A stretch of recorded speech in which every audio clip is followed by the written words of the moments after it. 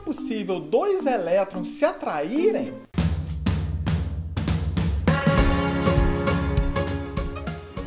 Olá pessoal, sejam muito bem-vindos ao nosso canal Fórmula de Soluções. Hoje nós vamos conversar se é possível um elétron atrair outro elétron. Mas antes de nós começarmos, já deixa aí o seu like, se inscreva no canal se você ainda não for inscrito e ative o sininho das notificações para não perder nenhum novo vídeo. Vamos começar relembrando o nosso modelo atômico. Ele é dividido basicamente em duas regiões. Uma central, que é o núcleo, que contém prótons de carga positiva e nêutrons, e uma região periférica, onde nós encontramos os elétrons. Aqui nós temos um exemplo do modelo atômico de Rutherford-Bohr ou o modelo atômico de Schrödinger.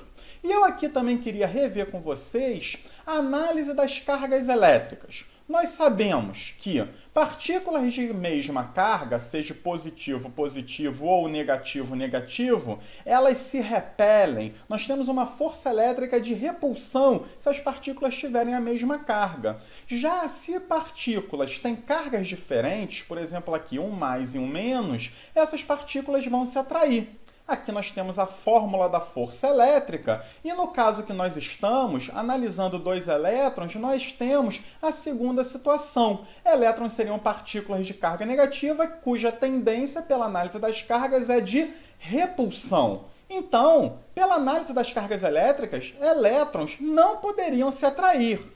Eu também queria rever com vocês o conceito de força magnética, que é o resultado da interação entre dois corpos com propriedades magnéticas, como ímãs ou cargas elétricas em movimento. Aqui nós temos um ímã, polo norte e polo sul, e nós temos pela física clássica que polos iguais se repelem. Aqui nós temos norte-norte ou sul-sul. A força magnética ela é de repulsão. Enquanto que polos diferentes, aqui no caso o norte e o sul, nós temos a força magnética de atração. E é aí que nós vamos começar a entender se elétron pode atrair um outro elétron. Bem, elétrons são partículas de carga negativa que se movimentam no espaço, e isso faz com que eles tenham propriedades magnéticas. O elétron ele tanto vai ter movimento ao redor do núcleo, como também vai ter o seu movimento de rotação. E essa rotação pode ser, por exemplo, para a direita ou para a esquerda. E aí que entra aquele número quântico de spin.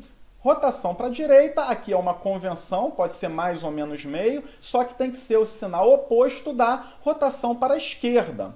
E aí, se nós temos cargas em movimento, é como se nós tivéssemos ímãs. O elétron rodando para a direita, aqui nós temos um ímã, onde o polo sul está para cima e o polo norte está para baixo. Enquanto que um elétron rodando para a esquerda, nós temos o inverso, polo norte para cima e polo sul para baixo. Olha só que coisa interessante. Então, pessoal, se nós tivermos elétrons que rodam para o mesmo lado, spins paralelos, nós vamos ter a força magnética de repulsão.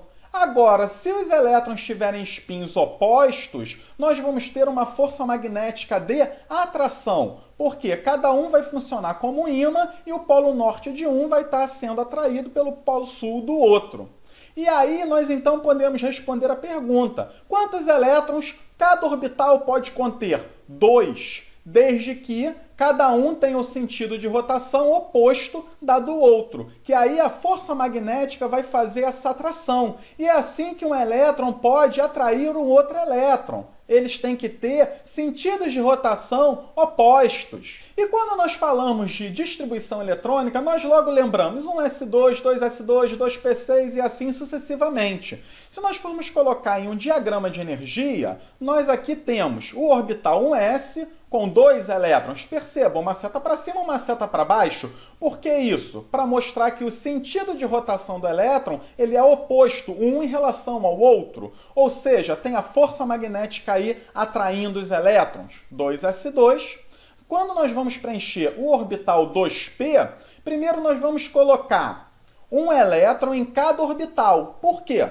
Porque aí nós não vamos ter a repulsão pela carga negativa. Somente depois que cada orbital tem um elétron que é possível colocar o segundo elétron, já que aí a gente entende que é possível por causa da atração da força magnética. Aqui os outros orbitais, 3s2, 3p6, 4s2. Quando nós chegamos no 3d, a mesma coisa. Primeiro 5 elétrons, um em cada orbital. Depois que nós vamos completar com os elétrons de spins contrários. Aqui eu só vou mostrar o formato de cada orbital. O S é uma esfera, o P é o formato de um alter, aquele símbolo do infinito, lembrando que temos Px, Py e Pz. Orbitais D, eu costumo dizer que eles têm asas de borboleta, tirando esse último aqui, né? E os orbitais F.